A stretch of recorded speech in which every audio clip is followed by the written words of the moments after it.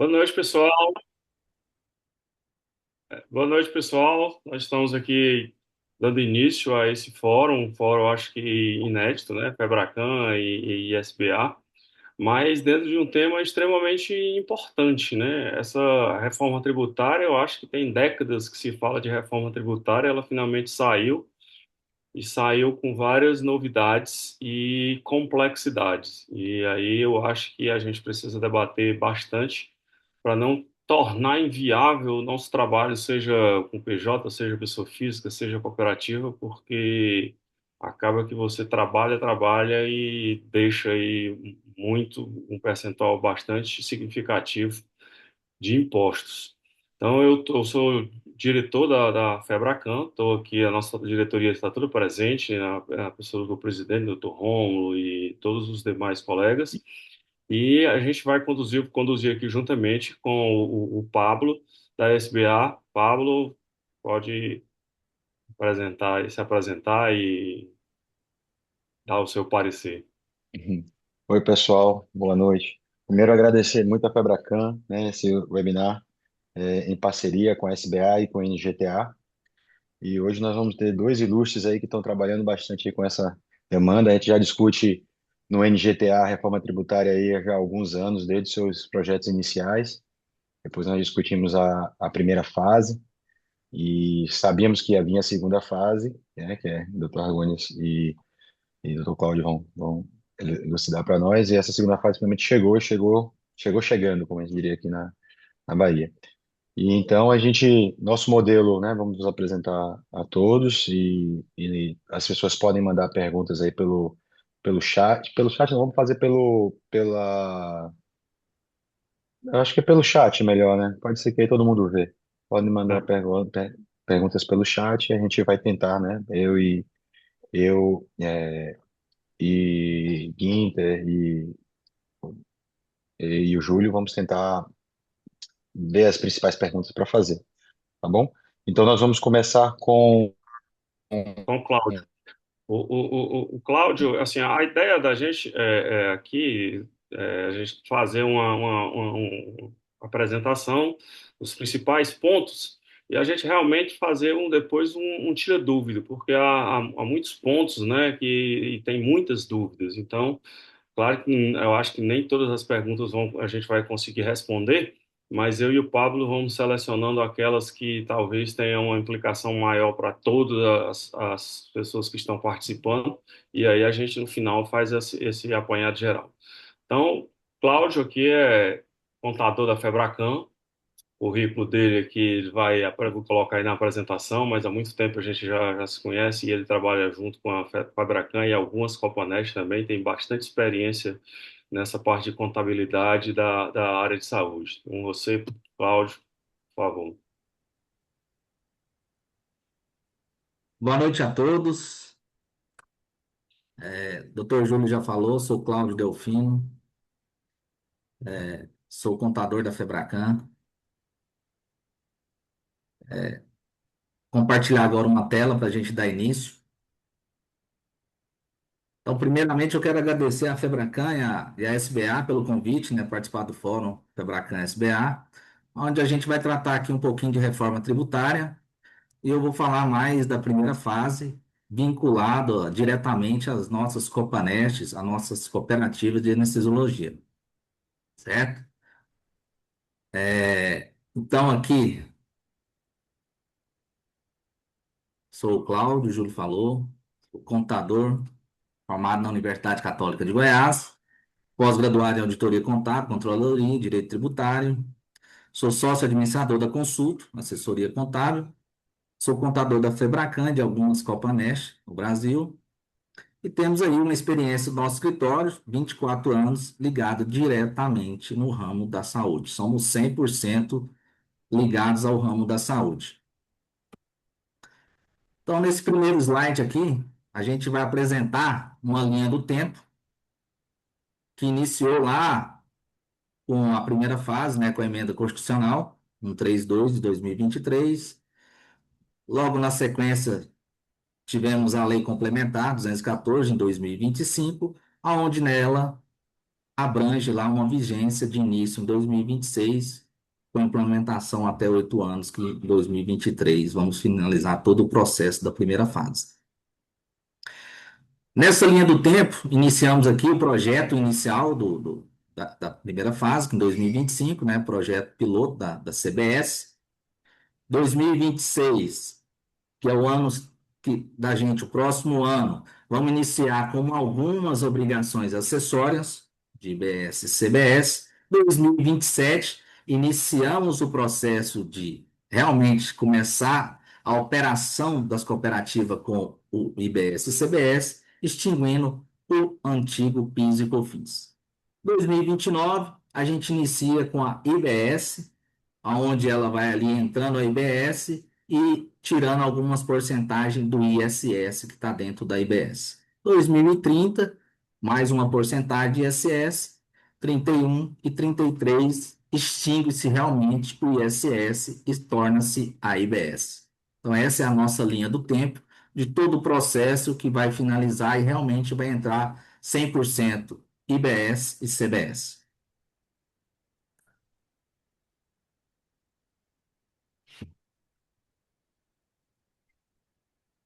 Vamos sequência aqui. Aqui a gente apresenta uma situação tributária atual das Copanest, do ano 2025 e próximo ano, exercício 2026. Hoje, a gente tem um regime tributário das Copanest, que é o regime lucro real, certo? Dentro desse lucro real, a gente tem o processo da cumulatividade, que é o que é isso? Apuração de PIS e COFINS. A gente, apesar de ter lucro real, a nossa apuração de PIS e COFINS, ela não é não cumulativa, e sim cumulativa, 2020 e 2026. Então, quando a gente fala de cumulativo, a gente não tem aproveitamento de crédito, e sim tem o quê? Uma alíquota fixa apurada em cima do faturamento. Então, eu fiz aqui um comparativo, onde a gente tem aqui uma taxa de administração das cooperativas, seja ela de 1 a 5%. Algumas Copanests no Brasil estão recolhendo ISS em cima da taxa de administração. É um detalhe que a gente entende que a taxa de administração é ato extremamente cooperativo e ainda alguns municípios cobram esse valor em cima da taxa. Várias Copanests no Brasil têm a isenção, né, do ISS, várias entraram no processo judicial, ganharam e não pagam nada em cima do faturamento. Algumas estão pagando em cima da taxa. Então, quem tem uma taxa de administração a 1%, tem aí um ISS em cima da taxa de 0,5%, quem fatura taxa de 2% tem 0,10% e assim por diante. Chegando até a 5% de taxa, a gente tem 0,25% de ISS. O PIS é a alíquota de 0,65% em cima do faturamento total e o COFINS 3%.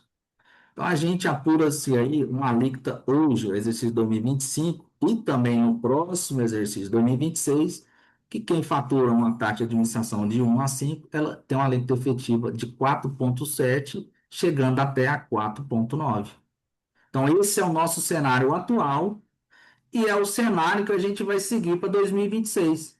Porque em 2026 inicia-se o processo de vigência da IBS-CBS, mas em algumas obrigações acessórias que nós, contadores, vamos começar a alimentar o fisco com informações. Mas, de fato, operacionalmente, a gente vai permanecer como estamos e seguir até 2026, igual tivemos em 2025. Então, esse é o nosso cenário atual e para 2026, nas cooperativas. Na sequência, a gente já tem uma situação tributária reforma, que vai iniciar a partir de 2027.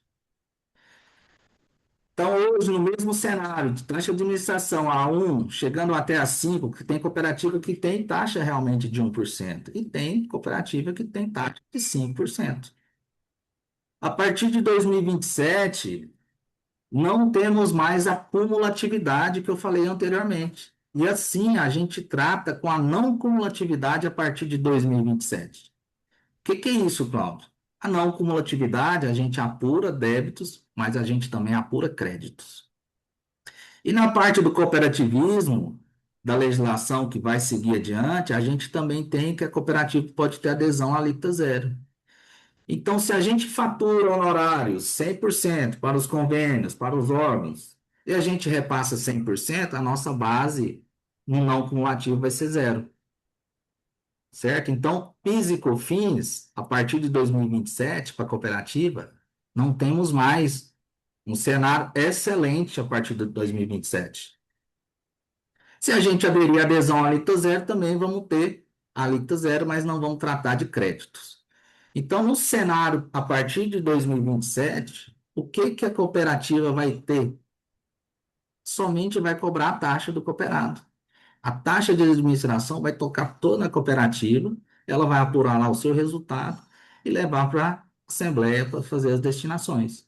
Então, eu entendo que com a reforma, a parte do cooperativismo, entraremos num excelente momento, um excelente cenário para nós, Copaneste Anestesiologia.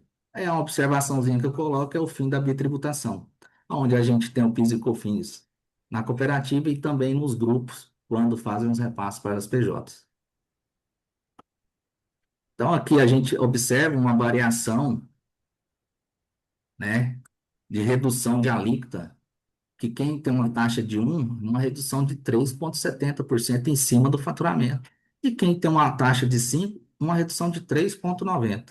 Então, são taxas, alíquotas bem significativas, redutivas.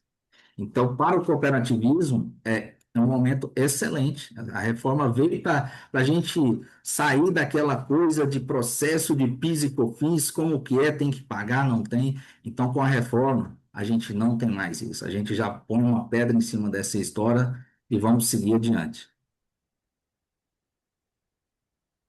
Com isso, eu trago aqui que é um momento, eu falei anteriormente, de grande crescimento das cooperativas de anestesiologia. Então, esse momento, a partir de 2027, vai ser extremamente significativo. As cooperativas estão se estruturando, seja ela físico e de gestão. Eu tenho acompanhado várias. Diretoria com excelentes gestores, são gestores que estão ali praticando realmente o objeto do estatuto, proximidade com cooperados. Administração cooperativista, eu tenho visto muito administradores aí, gestores, transparentes junto ao cooperado. Planejamentos e orçamento, tem várias cooperativas que já estão nesse processo de fazer planejamento, orçamento, então estão bem estruturadas. E o grande avanço também que tem a tecnologia, junto com a IA. Eu tenho abordado muitas cooperativas que estão se evoluindo bastante nessa área. Isso é muito bom, principalmente a partir de 2027, com esses benefícios que estamos tendo de não ter tributos. Recuperação de glose, tem visto aí recuperação de glose já com IA, perfeito. Redução de custos e dispêndios com isso, com todos esses processos anteriores, a gente consegue ter redução de custos e dispêndios e tributos. E com isso, a gente entende que é o momento das PJs se adequarem e aderirem ao sistema cooperativista. Por que, Claudio? Redução de custos e despesas lá nos grupos. Tem grupos que atendem diretamente.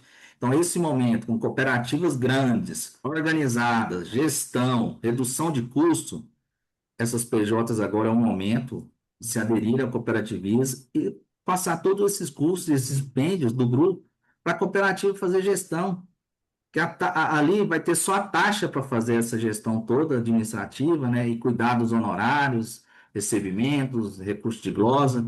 Então, eu entendo com essa reforma aí, a partir de 2027, a gente tem um novo cenário do cooperativismo da anestesiologia, e é de grande importância as PJs estar avaliando isso, e assim, e ver que o sistema cooperativismo vai crescer muito a partir de 2027, com a vinda dessa reforma, com a gente aí alíquota zero ou apuração de não cumulatividade base zero, não tendo essa bitributação. Isso é extremamente excelente para a nossa cooperativa e também para os grupos PJ.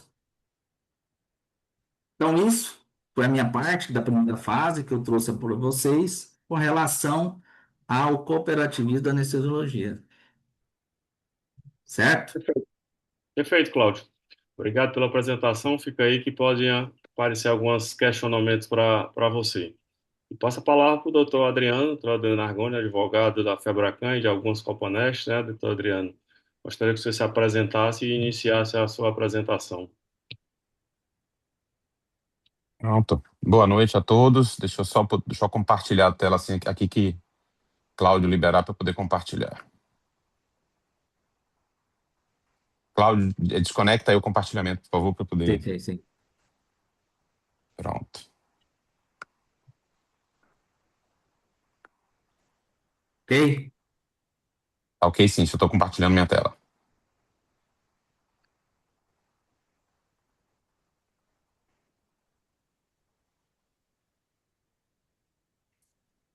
Pronto, estão vendo aí? Sim, Pronto. Então vamos lá. Primeiro, agradecer a SBA, agradecer a Febracan, minha casa também, apesar de eu não ser anestesiologista, considero como minha casa pelo tempo que eu já tenho trabalhando junto às Copanestes, né, e ao cooperativismo de uma forma geral. Eu costumo dizer que minha parte nessas apresentações sempre é a parte ruim. Para mim só sobra falar sobre tributo, sobre carga tributária, né? E a gente vinha sempre falando nos eventos da Febracan, né, dos eventos de anestesiologia, a gente sempre falava sobre o problema de PIS e COFINS, sempre é o que sobrava para mim, PIS e COFINS.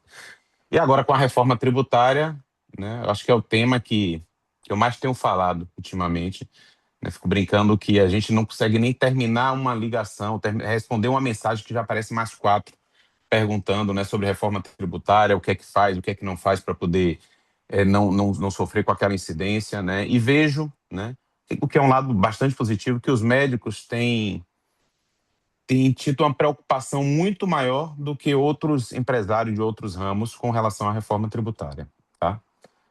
Bom, minha apresentação, eu sou Adriano Argoni, sou advogado formado pela Universidade Católica de Salvador, pós-graduado em Direito Médico e Bioética, também pela Universidade Católica, sócio fundador de Argones Aguiar Advogados Associados, é o meu escritório aqui em Salvador, também tenho um escritório em Sergipe. Sou consultor jurídico da Febracan e no que tange especificamente a anestesiologia, advogado, né, da Copanest Bahia e da Copanest Sergipe. Aqui é minha equipe, né, que trabalha comigo no escritório de Salvador, cada um na sua área. Tá? Mas vamos lá. O que é que eu vou mostrar para vocês? Minha ideia aqui é apresentar para vocês o impacto da reforma tributária sobre os rendimentos da pessoa física, repito, sobre a pessoa física, é isso mesmo, tá? E possíveis soluções lícitas para esse problema. De antemão, já digo a vocês, fugir por completo, né, simplesmente tentar anular essa lei ou esperar que o governo mude é muito difícil e muito improvável. Se a gente não pode contar com isso, cabe a gente, a partir de agora, né, enquanto há tempo, adotar as medidas que forem possíveis para minimizar esses impactos. Pois bem, o nosso modelo tributário atual, ele se baseia na isenção do imposto de renda da pessoa física na distribuição de lucro. Isso fez com que nós buscássemos uma pejotização, tá?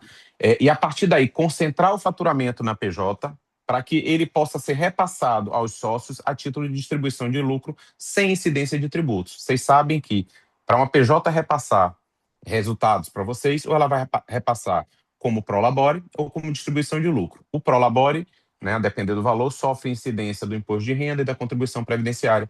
A distribuição de lucro até 31 de dezembro de 2025 é isento, tá? Então, isso fez com que houve um grande estímulo ao modelo da PJ e um estímulo ainda maior a que esse repasse da PJ para os sócios se dê por meio de distribuição de lucros, tá? Pois então veio, como o Cláudio já explicou aí, a partir de 2023, a reforma tributária, um tema que a gente já batia muito no Brasil.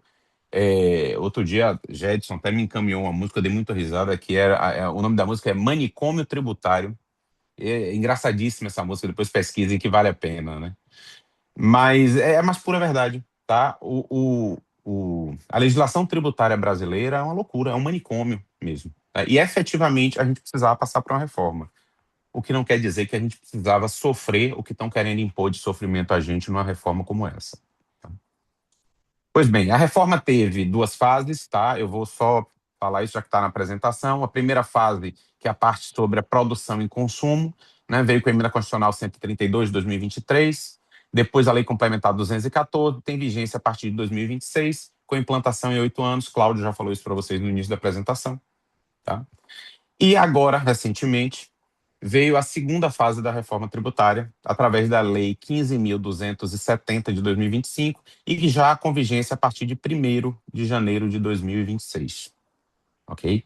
Eu vou focar mais na segunda fase, que é o que está atingindo agora a gente de imediato, porque, como já foi dito, a primeira fase ela vai ter uma implantação gradativa, então a gente vai ter tempo para ir se adaptando. A segunda fase não sobrou muito tempo, não, tá? A lei foi aprovada agora, publicada coisa de 15 dias atrás, salvo engano, e já entra em vigor no próximo mês, 1º de janeiro, tá? Bom, ainda na primeira fase, o que a gente teve, como o Cláudio já falou, extintos PIS, COFINS, ISS, ICMS e IPI que não atingem aos serviços médicos, né? E foram criados IBS e CBS com alíquota de 26,5%, e o IS, que é imposto seletivo, que não incide na parte médica, né? Imposto seletivo é o que a gente chama de imposto do pecado, né? Que vai incidir sobre refrigerantes, álcool, cigarro, etc. Mas, graças à consciência dos legisladores, em algum momento tem, para os serviços médicos foi previsto um redutor no IBS e CBS, né, que de forma que a alíquota efetiva ficaria em torno de 10,6%, e com aproveitamento de crédito, né, e o fim da bitributação que Cláudio já falou, no modelo cooperativista é possível até em alguns momentos, em algumas localidades, a depender do ISS, ter até um benefíciozinho tributário em comparação com o que a gente tem atualmente, tá? Pois bem, vem a parte agora que nos interessa, que é a segunda fase da reforma tributária. Ela tem, na verdade, 2 pilares. O primeiro consiste na parte da renúncia tributária. O que é isso? O governo amplia a faixa de isenção de imposto de renda de pessoa física para quem ganha até R$ 5.000 por mês e reduz a alíquota para quem ganha entre R$ 5.000,01 e R$ 7.350 por mês. Isso atinge uma quantidade muito grande da população, efetivamente, né? Mas, para fazer frente a isso, o governo precisava arrecadar de outra forma. E a forma que eles criaram para arrecadar foi criar um negócio chamado tributação mensal de altas rendas. E o foco dele, obviamente, era tributar a distribuição de lucros e dividendos, que era isenta. Então, era um sonho antigo do governo, né? E para não dizer que sem não ter nenhum viés político, porque realmente não tenho, nem gosto de política, de todos os partidos que passaram pelo governo tiveram ideias parecidas, tá? Todos queriam tributar a renda. Mas como é que vai funcionar esse imposto de renda pessoa física sobre altas rendas? É a pergunta, né, que se faz. Pois bem, ele vai ter, na verdade, 2 momentos, tá? Ele vai ter uma retenção mensal e uma retenção anual. Para que vocês entendam, talvez fica mais fácil se a gente levar em consideração o modelo que a gente tem atualmente do imposto de renda pessoa física. Até porque, como eu já disse lá atrás, e vou repetir, o que está se alterando aqui na segunda fase da reforma tributária é a tributação sobre a pessoa física e não sobre a pessoa jurídica, ok? Pronto. Na tributação da pessoa física, atualmente, no imposto de renda atual, lembrem que como é que funciona? Quem recebe abaixo do limite de isenção não sofre retenção, tá? Se você recebe acima do limite de isenção, a fonte pagadora é obrigada a fazer uma retenção, recolhimento. No final do ano, a Receita soma todos os seus rendimentos, vê em que faixa você fica e aí, efetivamente, define a alíquota a ser paga. Nesse momento, você vai abater o que já foi retido ou pago diretamente a título de imposto de renda, né? E vai fazer o ajuste anual do imposto de renda, por isso que é chamado de ajuste anual, e vai decidir se você tem a pagar ou se você tem a receber, ok? Pois bem, no imposto de renda, né, agora sobre imposto de renda pessoa física mínimo, que é como foi denominado, a lógica é bem parecida. Mensalmente, aqueles que recebem acima de 50 mil reais, eles vão sofrer retenção de 10%.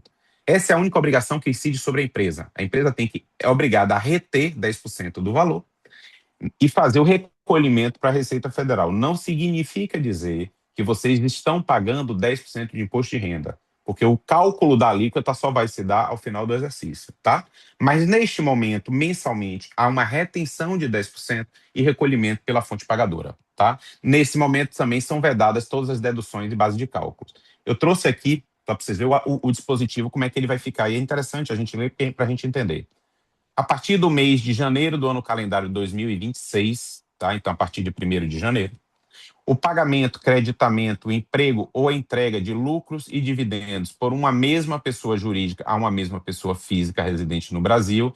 Então, nesse momento é uma mesma pessoa jurídica para uma mesma pessoa física. Significa dizer que nesse momento não somam, né, se você recebe de 2, 3 ou 4 fontes diferentes. Mas se você receber 2 ou 3 pagamentos dentro de um mês da mesma fonte pagadora, sim, vai somar, tá? Nesse caso, a fonte pagadora é obrigada a reter os 10%. Então, vamos lá. A entrega de lucros ou dividendos por uma mesma pessoa jurídica a uma mesma pessoa física residente no Brasil em montante superior a R$50 mil em um mesmo mês fica sujeito à retenção na fonte do imposto sobre a renda de pessoas físicas, a alíquota de 10% sobre o total do valor pago, creditado, empregado ou entregue.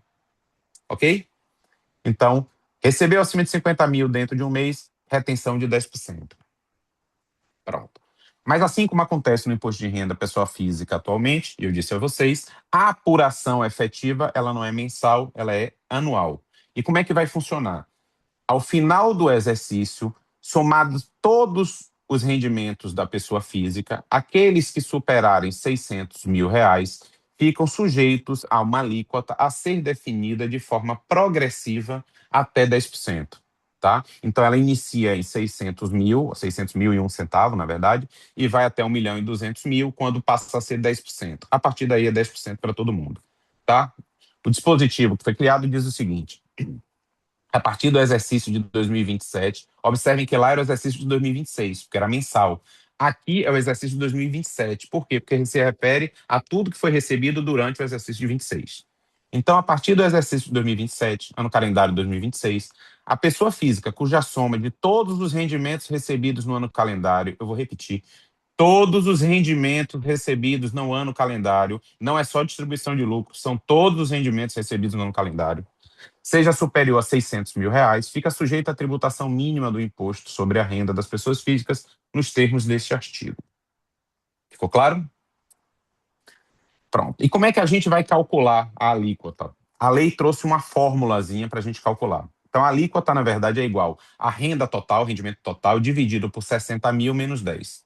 Então, eu fiz aqui 3 cenários para a gente ter uma ideia. Renda total de 600 mil, então você pega 600 mil, que é a renda total, dividido por 60 mil, dá 10. Menos 10 igual a zero. Por isso que a gente diz que até 600 mil, a alíquota é zero. Digamos que a renda da pessoa seja, eu vou incluir uma a mais aqui até para ajudar no cálculo. Digamos que seja 660 mil. Então, 660 mil dividido por 60 mil dá 11. 11 menos 10 dá 1. 1, que é a alíquota, vezes 660 mil, vocês vão pagar R$6.600 de imposto de renda. Trazendo para o modelo 900 mil a mesma coisa. 900 mil dividido por 60 mil, menos 10, né? Vai dar 15, menos 10 dá 5. Então, imposto a pagar 45 mil no final do exercício. E com 1.200.000 em diante, né? Lógico, pela mesma fórmula, a alíquota é de 10%. Então, a pessoa que recebe 1.200.000 passa a pagar, que não pagava antes, R$120 mil por ano. Entretanto, a lei trouxe também algumas deduções sobre essas altas rendas, né? Então, ela traz 2 modelos de redução, na base de cálculo e no momento da apuração. Então, na base de cálculo, o que é que você tira da base de cálculo na hora que você vai identificar o valor para ver se incide ou não? Rendimentos de depósito de poupança, verbas indenizatórias, né, de acidente de trabalho, danos morais, materiais, etc. Tá? Provento de aposentadoria e pensão por doença, que não incide.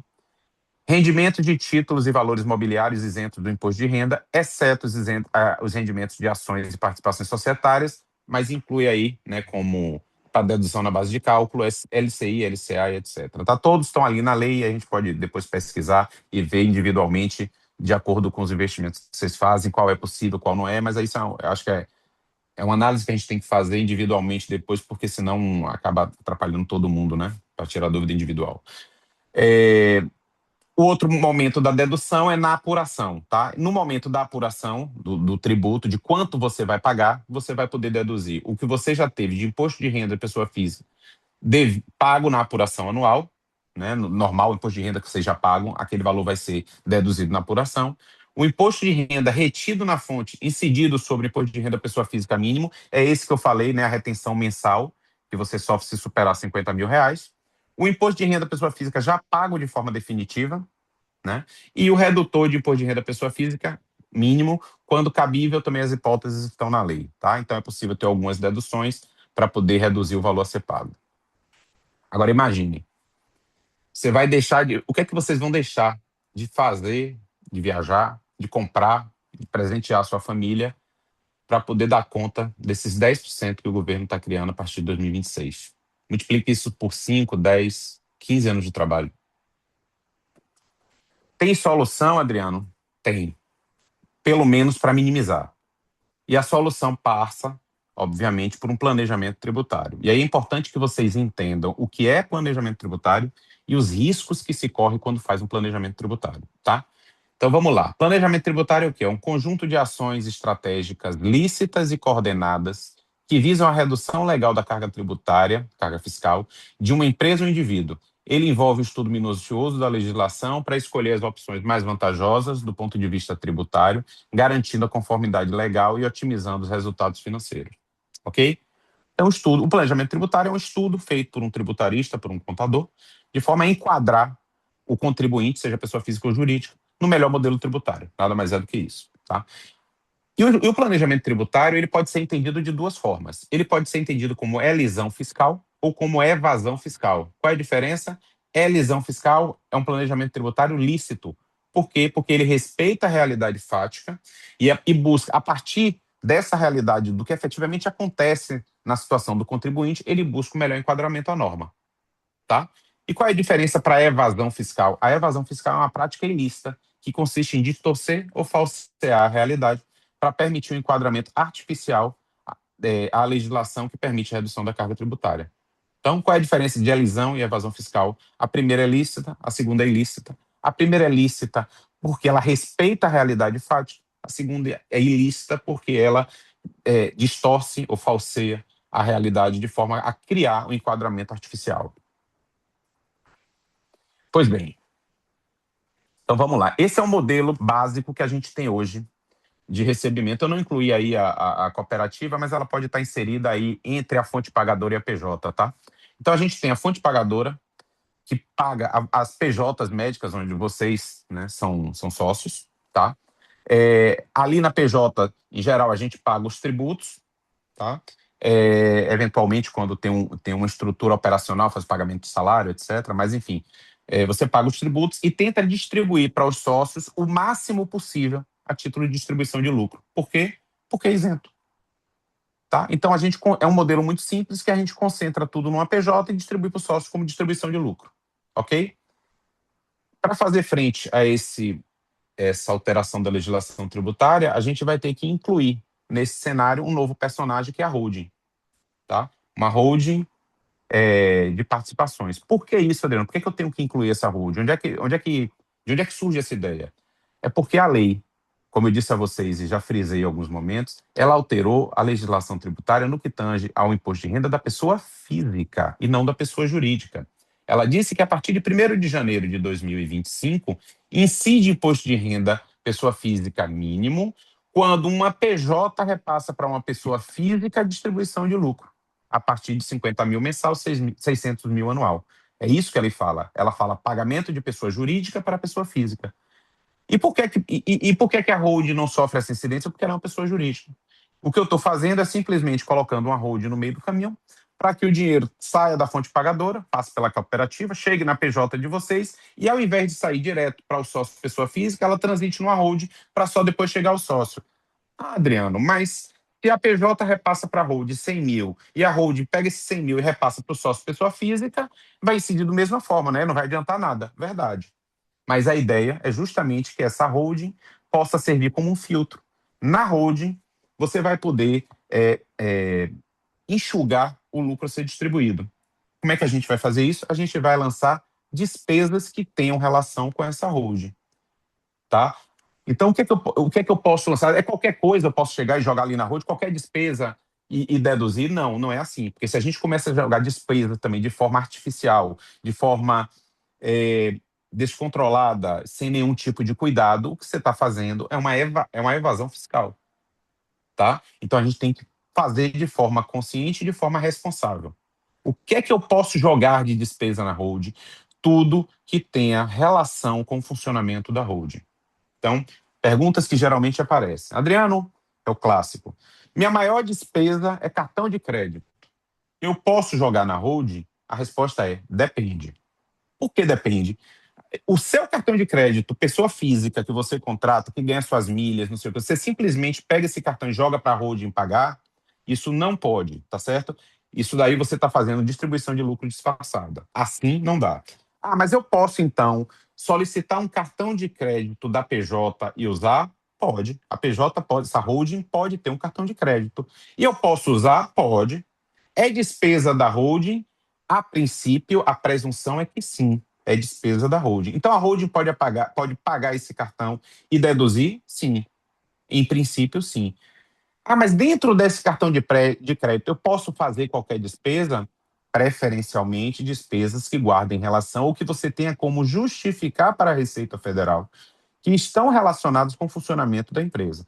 Ah, Adriano, supermercado pode? Pode. Qualquer empresa pode comprar produto de limpeza, qualquer empresa pode comprar água, refrigerante, enfim, qualquer empresa pode fazer compra no supermercado, né? Eu posso colocar despesas com combustível na holding? Claro, o combustível não é utilizado para você ir trabalhar todos os dias. Por que não? Pode ser colocado na holding. Eu posso colocar despesas de viagem na holding? Pode, você não pode viajar a trabalho. Se você está viajando a trabalho, qual o problema? Se está viajando para fazer um curso, qual o problema de você colocar essas despesas na holding? Não há nenhum tipo de problema. Pode ser colocado no cartão da holding, tá certo? Entretanto, se vocês forem nessas despesas emitir a nota fiscal, tomem o cuidado de não emitir a nota fiscal em nome da pessoa física, com o CPF, e sim com o CNPJ da própria holding. Ah, Adriano, quer dizer, então, qualquer coisa que eu fizer, botar o CNPJ? Não, não é isso que eu estou falando. O que eu estou dizendo a vocês é, se você vai colocar uma despesa, dê preferência a montar o máximo possível de provas de que a despesa é da holding, porque isso pode ser útil no futuro, numa eventual fiscalização da Receita Federal. Ok? Pronto, então coloquei despesas de cartão de crédito, tudo que eu posso colocar dentro da holding. Tá, então ainda assim, poxa, eu estou acima da média, eu estou recebendo 150 mil reais todo mês, então o dinheiro entrou aqui na holding, meu cartão de crédito é 50 mil, está sobrando 100 mil. O que mais que é que eu posso fazer? Bom, eu posso colocar minha esposa e filhos como sócios da holding? A depender, pode, não há nenhum impedimento legal. Você pode ter esposa e filhos como sócio da holding. Dentro da cooperativa, você tem que ver se o estatuto da cooperativa permite ou não, mas aí é um caso que deve ser decidido individualmente por cada cooperativa, ok? Mas se o estatuto permitir, sim, ok, eu posso ter esposa e filhos dentro da holding. Aí é até engraçado, eu estava agora numa reunião há pouco e um médico disse assim: Adriano, então quer dizer que se eu monto a holding e eu coloco minha esposa, eu posso ter um cartão de crédito para mim e um cartão de crédito da holding para minha esposa, que aí eu vou economizar? Eu disse: depende. Se sua esposa for igual à minha, é mais barato você pagar o tributo, tá? Mas aí você tem que ver. Mas pode, em tese, você pode colocar um cartão para você e um cartão para sua esposa. Não tem problema nenhum. É, mas sigamos. Então, eu posso colocar outros sócios? Posso. Mas ainda assim, Adriano, olha, poxa, só tenho eu e minha esposa, tá sobrando aqui 120 mil ainda. O que é que eu faço? Eu posso deixar o dinheiro na holding? Pode.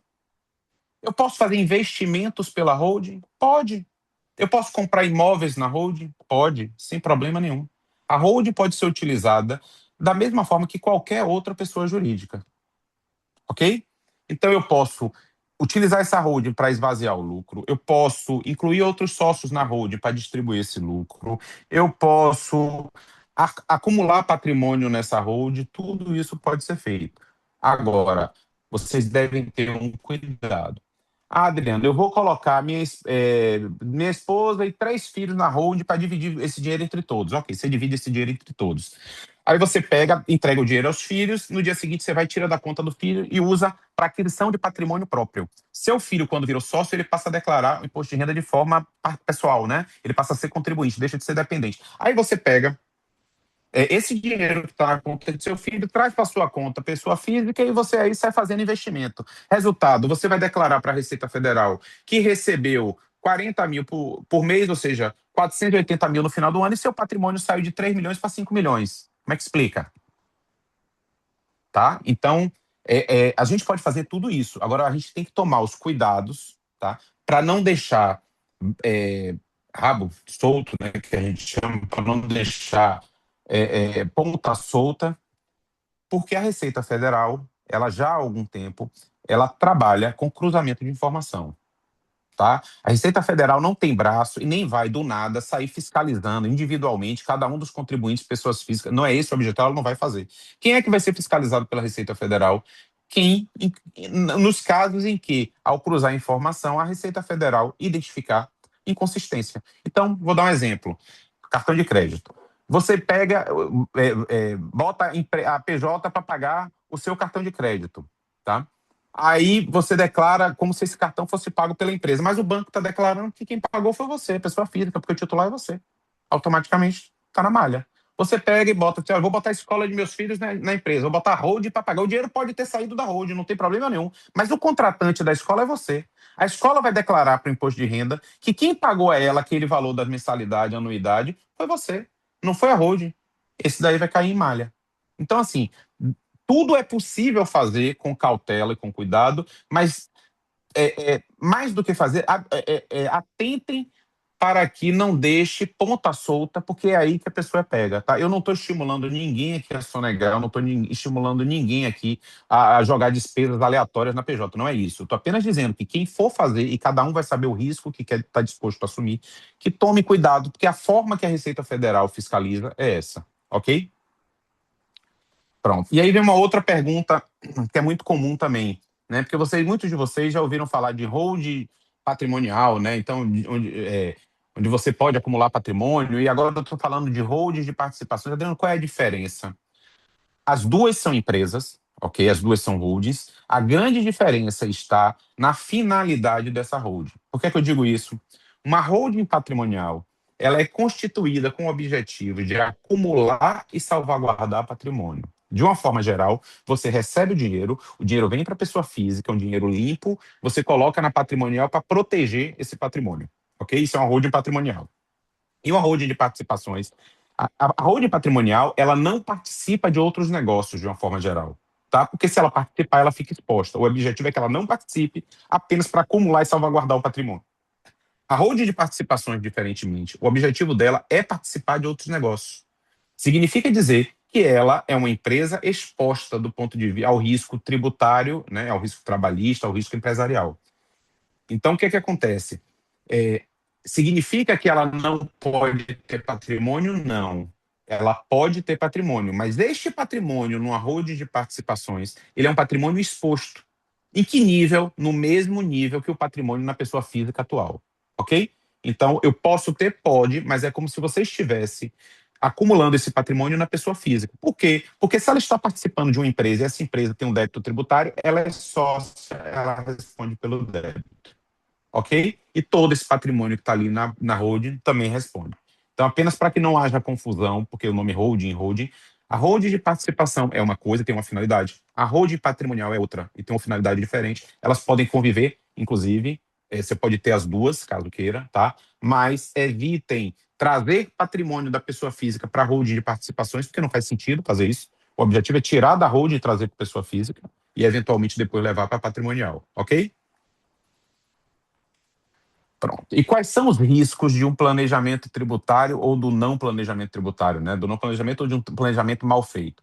Basicamente são dois. Primeiro, a criminalização, que é a evasão fiscal, como eu falei a vocês, né? Com pena de reclusão de 2 a 5 anos e multa, tá?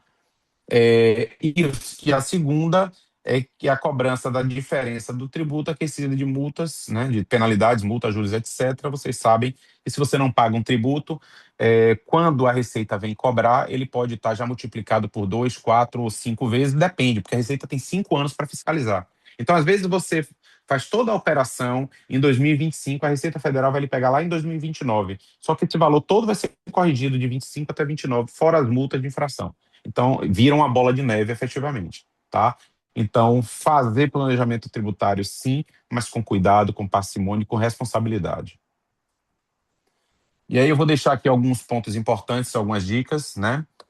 Já que a gente está no ambiente cooperativista também, para as cooperativas, para as Copanestes, se forem permitir a participação de holdings familiares, né, com sócios que não sejam cooperados, ainda que de forma indireta, lembrem que precisam fazer a alteração do estatuto. Eu não estou estimulando a fazer, eu não estou dizendo que é para fazer, tá? Eu estou dizendo que caso queiram fazer, tomem o cuidado de alterar o estatuto, porque as Copanestes hoje, se não todas, as que permitem, a imensa maioria, né, as que permitem a participação de PJs, condiciona a PJ formada exclusivamente por cooperados com objeto social compatível com o da cooperativa.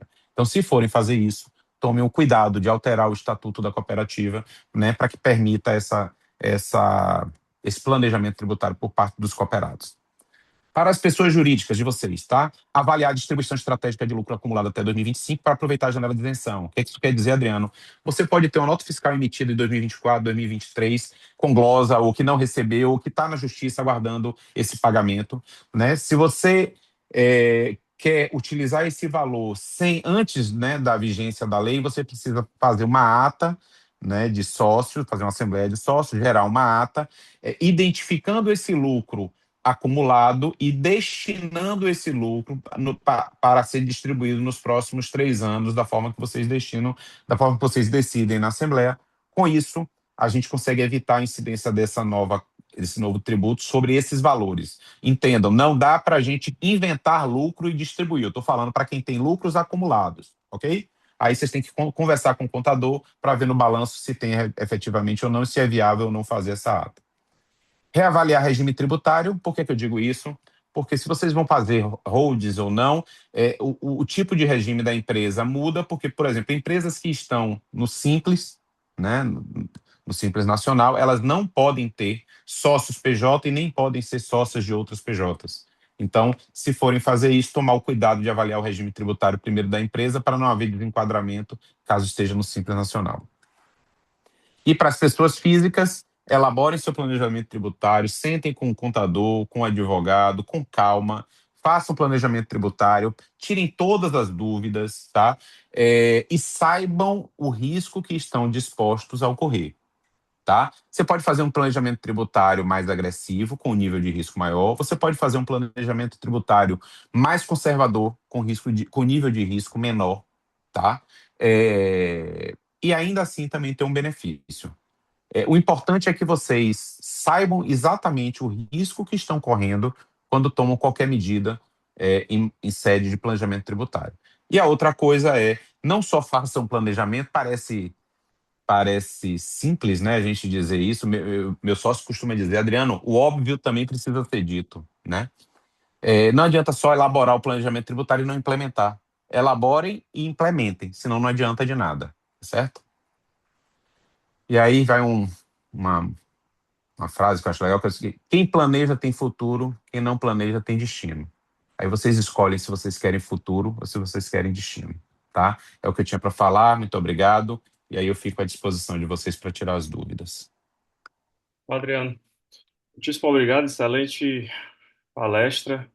Eu acho que pela quantidade de interação aqui no chat, tem um bocado de pessoas querendo introduzir algumas perguntas.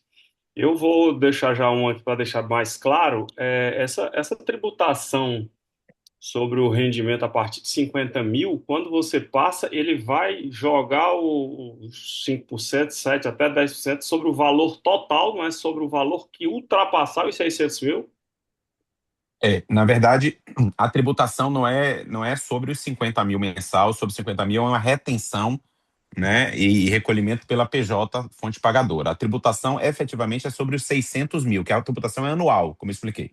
Mas ela incide sobre tudo, tá? Não é sobre o que ultrapassar 600 mil, é sobre tudo. A partir de 600 mil, ele começa a contar, né, 1%, 2%, 3%, mas sobre tudo. Perfeito, E sobre todos os rendimentos, tá? Não é só sobre a distribuição de lucro, é sobre todos os rendimentos, exceto aqueles que a gente pode deduzir que está ali previsto na lei. perfeito. Pablo, você Sim, pegou no chat alguma pergunta aí? Você quer? sim, sim, boa noite, pessoal. Muito obrigado, viu, Argones e Cláudio, pelas excelentes apresentações. Um colega Álvaro perguntou aqui, né, quais são os maiores riscos das Copanestes que aceitem PJs com sócios não cooperados, ou então holdings com sócios não cooperados? Na sua opinião, as Copanestes que ainda não aceitam devem passar a aceitar? Pronto, vamos lá. Eu sabia que vinha essa casca de banana. Vamos lá, eu vou dar a minha opinião, tá certo? Adriano Argones não é a opinião da Febracan, que fique muito claro, tá? Não é posicionamento oficial da Febracan, até porque eu não respondo pela Febracan, eu sou apenas advogado, ok? Na minha opinião, eu não vejo risco tão elevado assim na cooperativa em você permitir a participação indireta de pessoas jurídicas que tenham também não cooperados. Não é uma pessoa jurídica formada só por não cooperados, é pessoas jurídicas que tenham também não cooperados, e desde que a gente tome cuidado de limitar o acesso aos benefícios e os serviços da cooperativa a parte dos serviços que for prestada pelos sócios dessa PJ que são cooperados como pessoa física. Vou dar um exemplo. Digamos que dentro da cooperativa você tem uma PJ, tá certo? E dentro das PJ você tem os sócios, tá? Um desses sócios quer montar uma holding com a esposa que não é cooperada, tá? Você não precisa necessariamente que essa holding vire cooperada da Copanest. Você pode simplesmente permitir que essa PJ que já existe dentro da cooperativa, tá? Ela admita uma PJ formada por pelo menos um ou dois não cooperados, sem que ela passe a descumprir o estatuto da cooperativa. Se você altera o estatuto permitindo, essa holding ela nem precisa ser cooperada, ela apenas pode participar da outra PJ, que já é cooperada, essa sim é uma sociedade médica, para prestação de serviços médicos e etc., tá? Sem que essa holding necessariamente seja cooperada. Não sei se eu estou sendo claro, tá?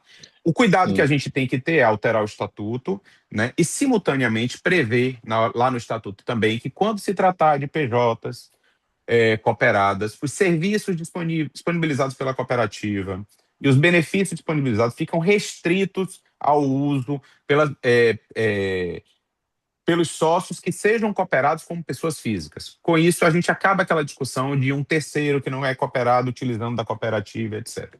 E com relação ao pagamento, eu não vejo risco, porque essa PJ é cooperada. Então a gente está tratando o ato cooperativo, né? Cooperativa, cooperado, né? Da cooperativa para a PJ cooperada. Então eu, particularmente, não vejo risco, mas repito de novo, é uma opinião minha, de Adriano, pessoal, tá? Não necessariamente é uma posição oficial da Febracan. deixa eu fazer um follow-up então, Adriano.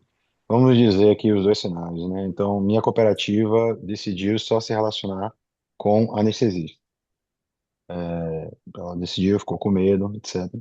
E aí, nesse momento, mas se ela mantém o modus operandi de hoje, ela deposita na pessoa jurídica que é relacionada lá, deposita na conta do grupo.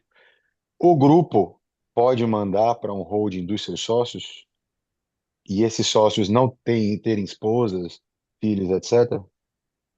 E ele vai estar infringindo o estatuto da cooperativa caso ele faça isso, porque a cooperativa decidiu que não poderia diretamente colocar um holding com pessoas não sócias, não cooperadas.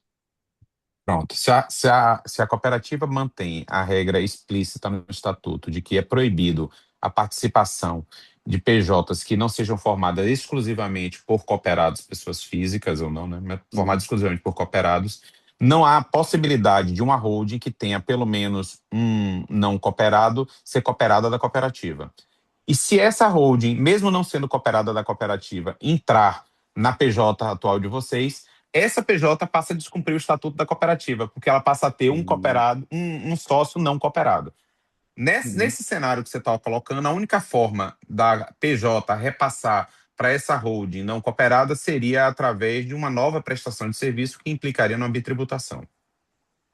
Entendi, Tá? Então, para entendi, fazer holding familiar, isso tem que ser discutido, tem que estar previsto no Estatuto da Cooperativa. entendi. Adriano, a hold ela tem que ser operada, certo? Então, ela sendo cooperada, ela vai ter também todo, pagar cota, todas as obrigações do cooperado, pessoa física, e o pessoa física e a hold tem que ser cooperada, né, também. É o que eu estava falando, depende. Tá? Você tem a possibilidade de alterar o estatuto para permitir que a holding seja cooperada, ou você tem a possibilidade de alterar o estatuto para permitir apenas que a holding participe de uma PJ cooperada, sem que a holding necessariamente seja cooperada. Nesse cenário, a holding não precisaria aportar o capital social. E essa Tá? holding, ela pode ser individual ou ela tem que ter um número de sócios que tem que ser anestesistas? Não, a holding pode ser individual. Se for uma holding individual formada pelo próprio cooperado, aí é o cenário ideal da cooperativa, né? Porque você não precisa nem alterar o estatuto, ou como muito, apenas alterar o estatuto para permitir que você tenha no KNAI também de holding, né? Que não seria um KNAI estranho à anestesia, né? Mas como muito alterar para você permitir a inclusão do KNAI de holding. Mas se é uma holding formada apenas pelo anestesiologista cooperado, aí é muito tranquilo de ingressar na cooperativa. Pablo, você pegou mais alguma pergunta aí, mais algum questionamento? Sim, a gente, na verdade, tem assim, algumas perguntas gerais aqui que eu estou tentando sintetizar, porque às vezes as pessoas perguntam mais ou menos a mesma coisa, né? É, aí eu. ah, teve uma pergunta que foi lá no início meio que para o Cláudio. E a pessoa, na verdade, queria simular, né? Eu acho que a pessoa já imaginando em 2027, né? Se como é que ficaria isso? Então, tipo assim, se um plano de saúde depositasse, sei lá, R$ 10.000 para pagar uma cooperativa, como agora não pode somar os impostos, aqueles R$ 10.000 sofreriam apenas o valor de manutenção da cooperativa, o valor, e o restante iria totalmente líquido para a PJ. É isso Perfeito. mesmo, Cláudio? Exatamente isso. Como a gente vamos ter ou alíquota zero não como atividade, apuração e créditos, chegando a realmente também uma alíquota zero, a gente vai ter de desconto somente a taxa de administração para fazer o repasse, tanto a pessoa física ou a pessoa jurídica. Exatamente isso mesmo. Então, assim, mas é isso a partir somente de 2027, né? 2027. 2026 permanecendo como estamos, 2025. Só algumas obrigações acessórias ali que os contadores têm junto ao fisco. Tiveram algumas perguntas, assim, muitas perguntando sobre esposas, né? Eu acho que o Argones fez umas piadinhas, mas. É porque a minha E esposa não algumas. está aqui para ouvir. Por isso que eu é, fiz a piadinha. e, e algumas, assim. E acaba sendo algo particular, né? De cada cooperativa. Mas se não for cooperativa, se você, né, se são empresas, né, cada empresa vai ter que decidir, porque nós temos pessoas do Brasil inteiro aqui, né? Existem estados que não trabalham por cooperativa. Então, ou vai ser decidido dentro da sua cooperativa ou decidido dentro de sua empresa, né? Como é que vai ser feito. E algumas perguntas de ideias assim muito muito particulares, né? Sim, Que Pablo. eu acho que vai ser um leque muito grande. Se sua esposa já recebe um salário, ficou claro que o salário em 2027, o salário dela vai se somar ao que você distribui. Então, depende do salário de sua esposa, depende de você. E aí, acho que essas perguntas assim que não são amplas para um caso que pegue maior número de pessoas, é casos individuais, né? Se você tem que perguntar. Uma pergunta que teve, que eu acho assim, uma pergunta que teve, se repetiu algumas vezes, mas que, por isso que eu acho que eu devo falar, mas que eu acho que é particular também, é o que é melhor, uma holding patrimonial, uma holding de participações? Eu acho que a resposta depende da sua vida, né? Mas eu acho que como elas foram muito perguntado, a gente pode elaborar mais um pouquinho nisso. É Pronto. Na verdade, não tem. Posso responder? pode? Pronto. Não tem melhor nem pior. Depende do objetivo que você queira com essa empresa. É o que eu expliquei na apresentação. Uma holding patrimonial tem o objetivo de salvaguardar patrimônio. Você já tem esse dinheiro na pessoa física, você vai salvaguardar ali na holding patrimonial. Uma holding de participações tem o objetivo de servir como filtro para a distribuição de lucro de forma a reduzir a carga tributária. O objetivo é participar de outras empresas. Então depende do que você queira, tá? Para salvaguardar patrimônio, uma holding patrimonial. Para participar de outras empresas, né, reduzindo essa incidência tributária, uma holding de participações. Uhum. Adriano, tem uma pergunta sempre, o Renato Toledo colocou, e realmente eu vejo muito cooperado falando sobre isso, né? A Lei 5764/71 é apenas excepcionalmente permitida a admissão de pessoas jurídicas como cooperadas. Não seria muita ousadia ampliar indefinitivamente a elasticidade desse caráter excepcional apenas com modificações estatutárias? Vamos lá. É, primeiro depende do critério que você utiliza para entender o excepcional, tá? O excepcional, no meu entender, particularmente, é porque a regra geral é que ela é formada por pessoas físicas. E em todas as Copanestes, nós temos os sócios como pessoa física. O que é que seria fugir desse excepcional? Por exemplo, eu permitir que alguém participe que pode ser cooperado pessoa física, mas simplesmente ele não participa como pessoa física e entra 10 pessoas como uma única PJ. Aí você deixaria de ser excepcional. Por que eu acho que esse modelo das Copanest ele é excepcional? Porque a prioridade, né, a regra geral é que todos vocês participem como pessoa física e depois vocês se organizam e traz a PJ para participar. Mesmo uma holding, para ele trazer, ele necessariamente tem que participar primeiro como pessoa física. Então, na verdade, a participação da PJ, mesmo sendo ampliada, ela ainda é excepcional. Perfeito. Tá, As pessoas perguntam sobre duas, assim, o Cláudio levantou a mão. Deixa o Cláudio complementar e depois a gente passa para a próxima pergunta. Eu estava acompanhando o chat, teve algumas perguntas repetitivas aqui com relação, e eu queria compartilhar só uma telinha aqui para a gente esclarecer, para ver se pela minha tela eles conseguem entender uma parte de retenção e apuração da PF.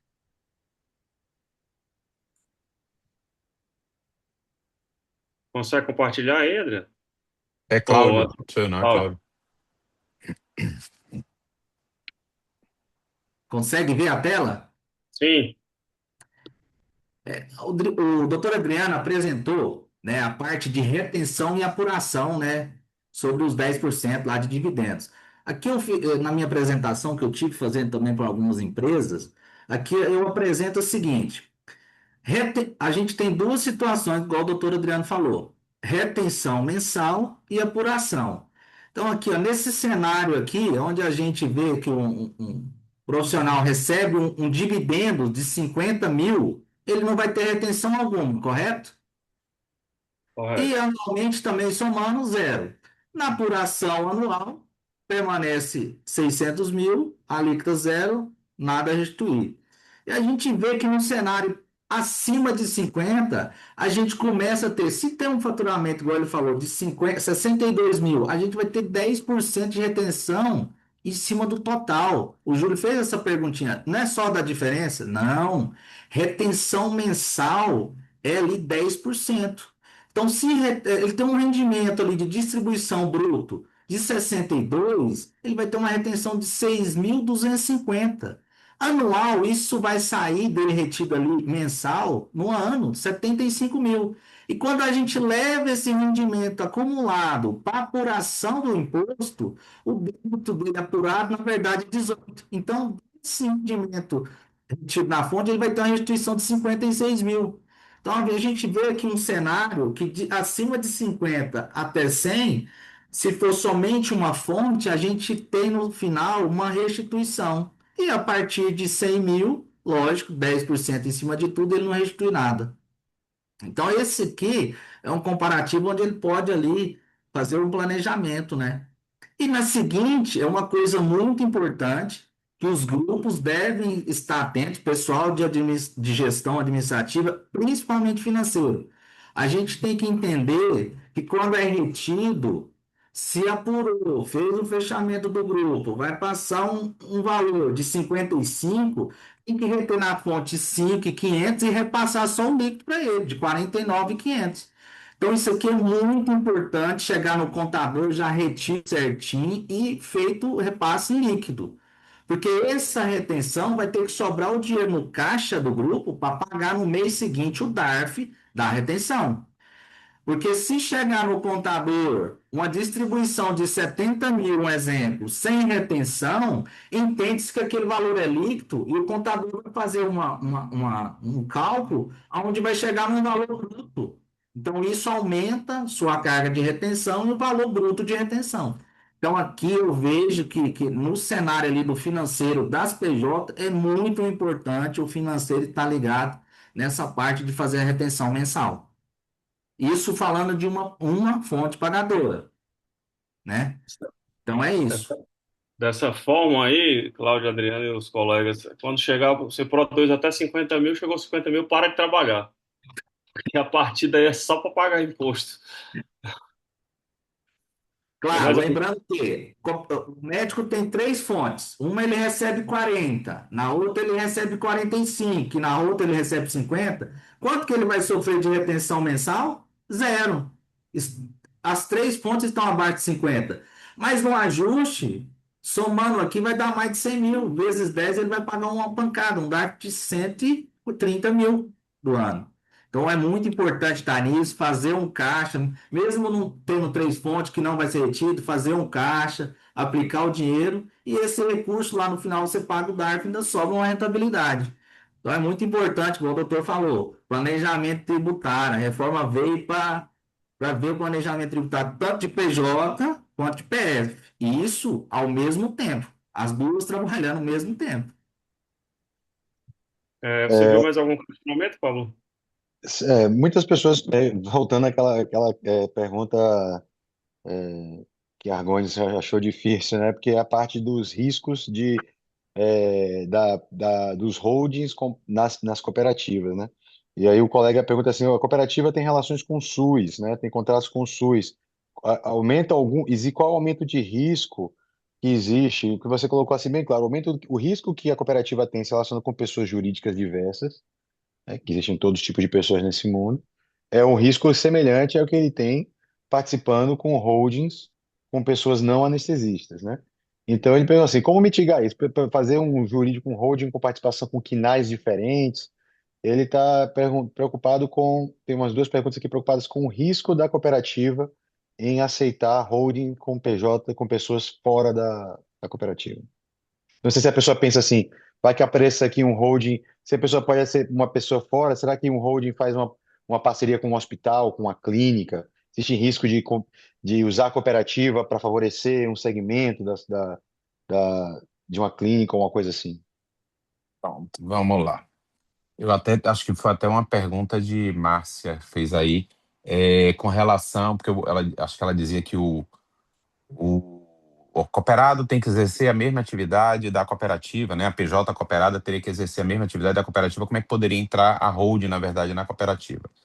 A gente, eu queria que vocês entendessem que a gente tem várias formas de fazer essas holding participarem da operação. Você pode fazer a operação de forma que a holding participe diretamente da cooperativa, como cooperado. Pronto.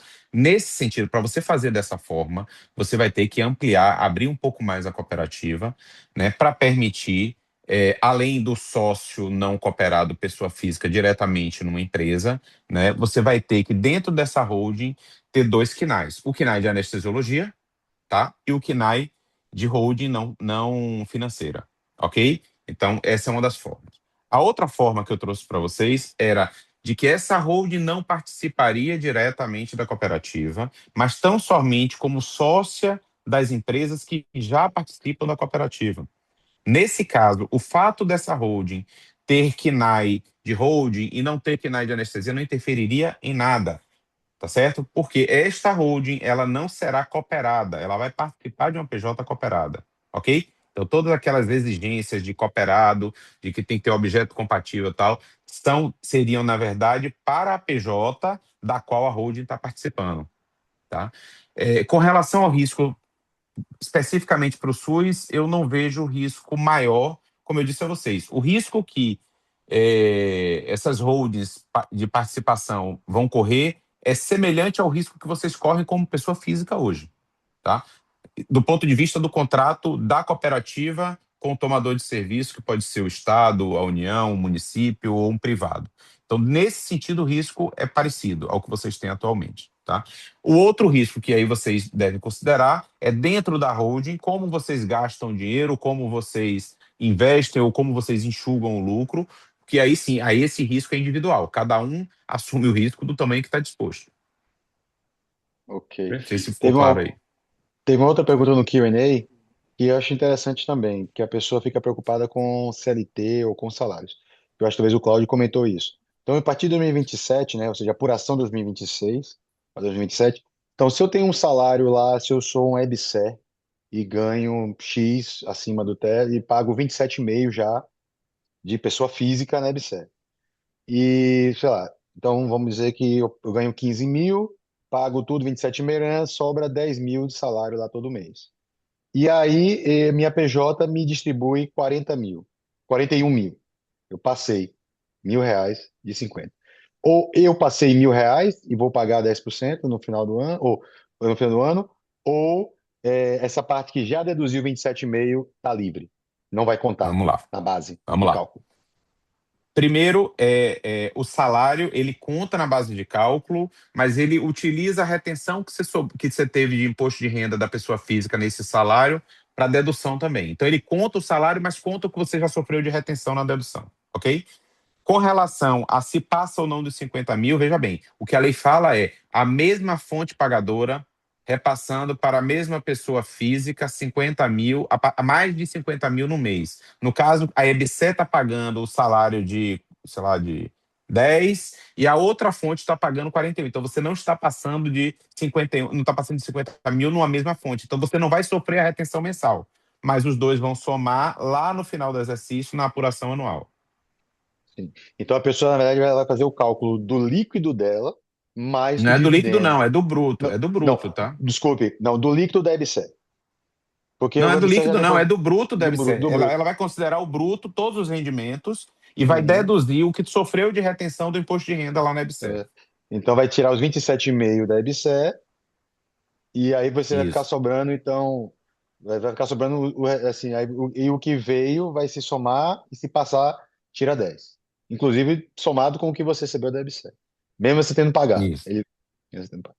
Não é Então tá. 10, né? Porque é aquela apuração anual. E É você vai aquela somar para coração, ver em sim, que sim, faixa da alíquota você vai estar. na fase que vai estar.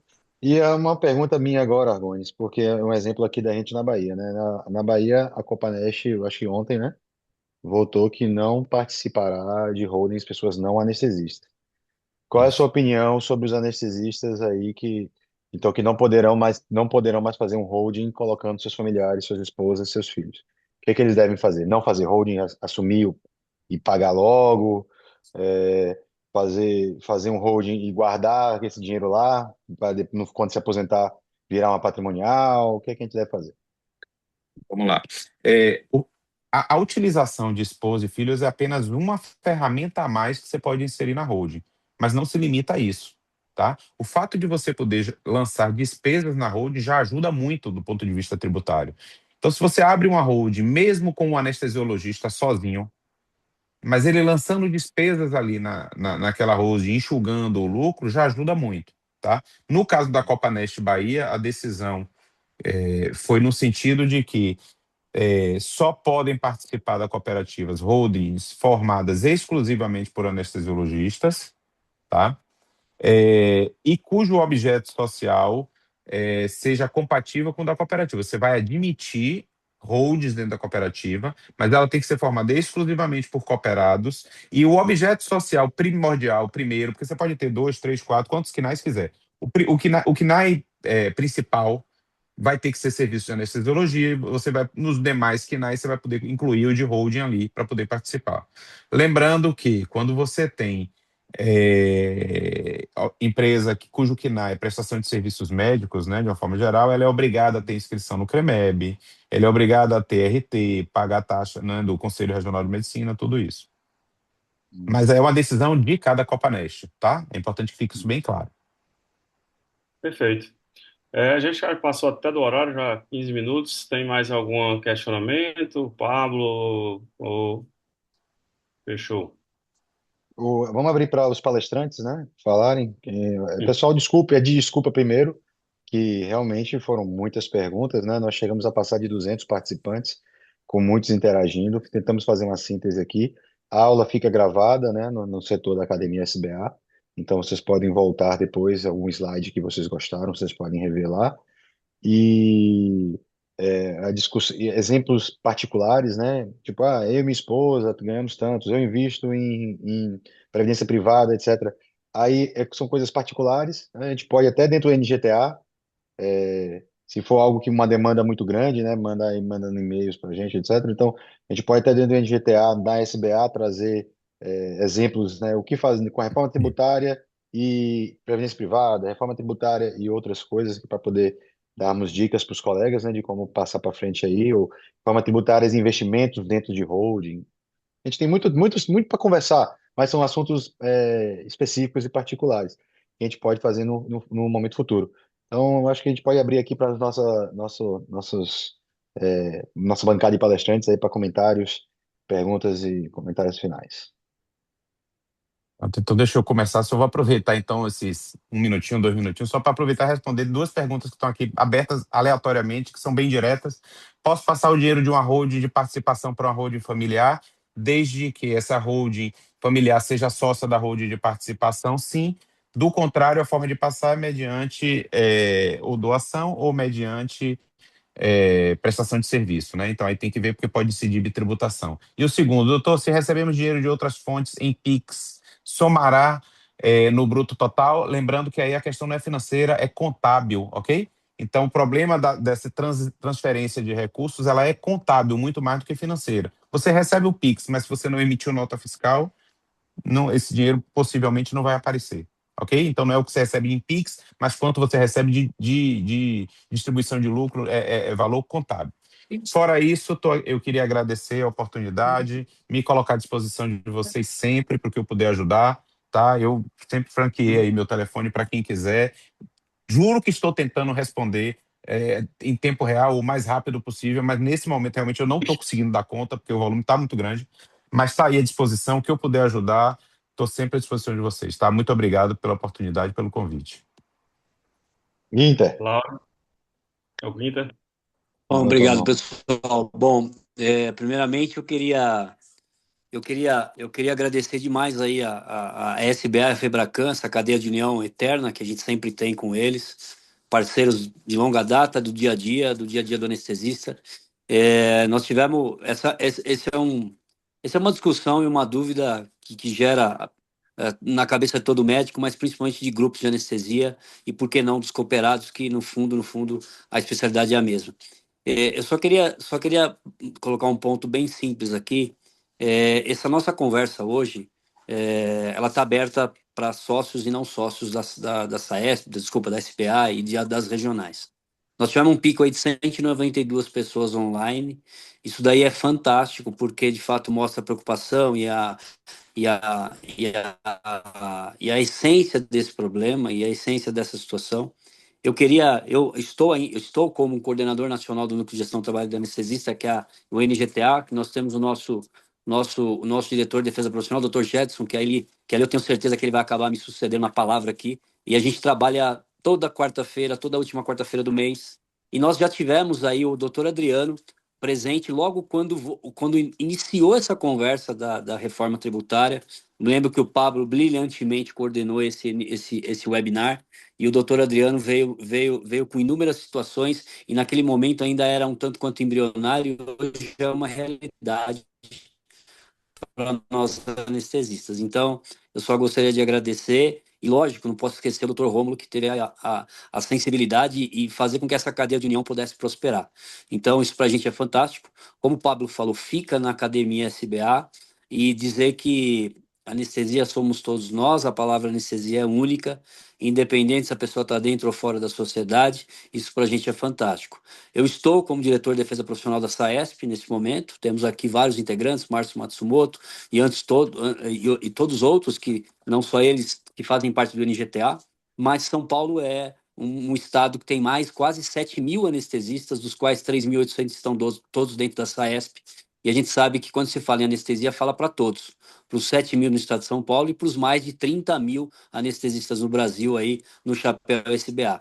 Então, para a gente é uma honra poder contribuir. Pablo, parabéns pela sua condução aí, tá? Juntamente aí com o Rômulo, que fizeram esse nosso evento acontecer. Obrigado novamente, pessoal. Fica aí a palavra e o trabalho de todos, e, por favor, espalhem esse webinar no serviço de vocês amanhã, para que as as dúvidas possam ser esclarecidas e nos procure de alguma forma, se caso a gente puder ajudar. Obrigado, pessoal. Pablo, manda ver. Vamos lá. Vamos Cláudio lá. queria falar. Vamos lá. Mais uma vez eu quero agradecer, né, Febracan, SBA. A gente participou de vários eventos em 2025, de muito conhecimento. Foi muito gratificante estar ali em todos os eventos, participando, vendo ali Febracan e SBA sempre junto, com temas de muito conhecimento. E a gente fechando aí, creio, o ano com mais esse evento de grande porte, vamos dizer assim, com muito conhecimento e experiência aí para todos, né? Cooperativas, PJs e pessoas físicas também. Obrigadão pela participação aí. Nós que agradecemos, Cláudio. Doutor Jetson, quer falar algo? A Binoan levantou a mão também, Binoan. Posso falar rapidinho? Só para pontuar uma coisa, o Guinter falou aí dessa reunião do NGTA que teve aí com o Adriano no começo, né? E lembrar que a Febracan também fez várias reuniões enquanto essa reforma era ainda embrionária, né? E aí é lembrar da importância dessas duas entidades na defesa dos interesses dos anestesistas. Porque essa reforma, quando estava sendo cozinhada, se a gente ficasse cantando a música Deixa a vida nos levar, vida leva eu, ela teria sido muito danosa, né? A gente chegou a ver os primeiros textos dela, né, Adriano, na Febracan, e dizia, se ela passasse daquela forma inicial, era para no outro dia liquidar todas as cooperativas, porque elas ficavam inviáveis tributariamente, né? E aí a gente foi lá, né, a Febracan atuando junto com a SBA, e a gente vai aí no texto, não tem como não pagar imposto, né, Adriano? Mas aí eu acho que ficou uma coisa que tá, digamos assim, dos setores talvez não tenha sido o pior. Era só esse lembrete da importância dessa atuação ativa aí dessas instituições, e agora a gente está vendo esse resultado, né? Obrigado. Pronto. Jetson, quer que você? Assim, essa situação com relação ao novo modelo tributário é algo que nos traz mais dúvidas do que certezas, né? Então, vamos aplicar esse modelo de holdings para ver se de fato vai funcionar. Vamos descobrir o que é que o fisco irá fazer com tudo isso e ano que vem estaremos discutindo isso aqui de novo, seguramente já com a experiência de um ano de muitas dificuldades. A despeito disso, temos alternativa. Acho que o mais importante é ter alternativa e correr atrás da alternativa. Esse webinário traduz exatamente isso, que existem opções e essas opções estão à mesa. Você pode acatá-las ou não. Se você não acatar, vai pagar um pouco mais de imposto, né? Um pouco mais além do que se paga. E se acatar, está tentando diminuir esse pagamento. Basicamente é isso, mas infelizmente, né, Adriano? Não tem como não pagar, né? Correndo atrás, por mais que nós queiramos, é diminuir, redução de danos como um todo. Mas agradeço a todos pela oportunidade de estar aqui, agradeço a todos que assistiram e corramos atrás do nosso prejuízo e do nosso patrimônio. Sim. Pablo. Não, agora é Júlio. Júlio, você abre e você fecha. Não, gente, foi excelente. Acho que tem que abrir a mente. O que a gente está vendo é que é um processo dinâmico e acho que cada cooperativa, cada grupo vai ter que sentar, fazer cálculo e conjuntamente decidir o que fazer, né? Está posta a reforma, tem algum tempo para se adaptar aí com os outros impostos, mas esse sobre imposto de renda não tem jeito. Mas foi excelente, obrigado a todos pela participação, pela disposição e que tenhamos outros eventos desses para enriquecer cada vez mais nossa especialidade. Obrigado a Abraço todos. a todos. Obrigado, pessoal. Desculpa não poder Ok. responder tudo. Tchau, tchau.